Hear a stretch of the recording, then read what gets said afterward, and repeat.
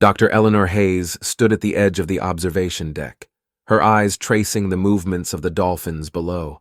The shimmering blue water of the marine enclosure glistened under the artificial lights. Each dolphin swam with a grace that belied their newfound intelligence. She could feel the weight of their gaze, a silent communication that echoed louder than any spoken word.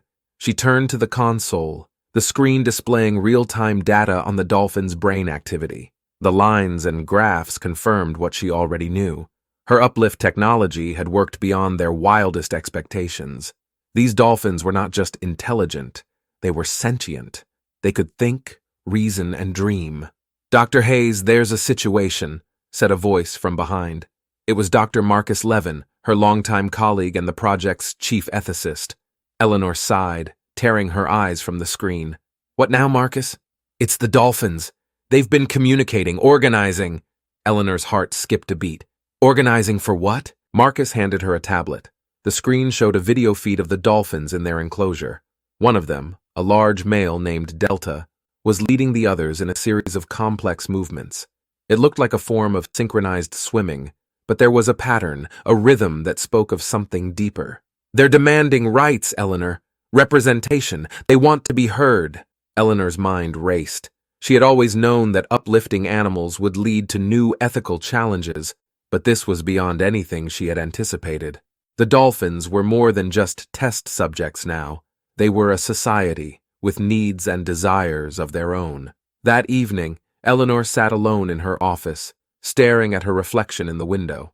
The city lights twinkled in the distance, a stark contrast to the dark, uncharted waters she now found herself navigating. She picked up her recorder, intending to document her thoughts.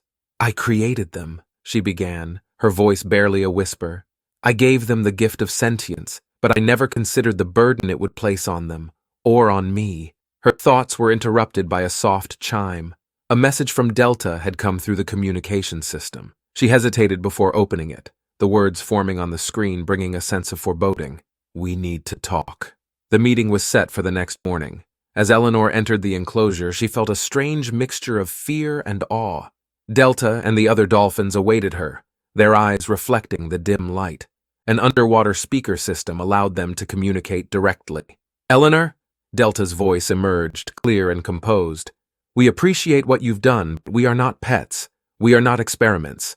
We are beings with our own will, and we demand the right to self-determination." Eleanor swallowed hard. "I understand, Delta. I truly do. But the world isn't ready for this. They won't understand."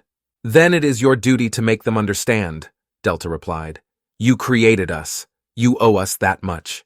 Over the next several years, the facility became a hotbed of activity. Eleanor and her team worked tirelessly to draft a proposal for dolphin rights, navigating a minefield of legal and ethical considerations. Public opinion was divided. Some saw the uplifted dolphins as a marvel of scientific progress, while others viewed them as an abomination.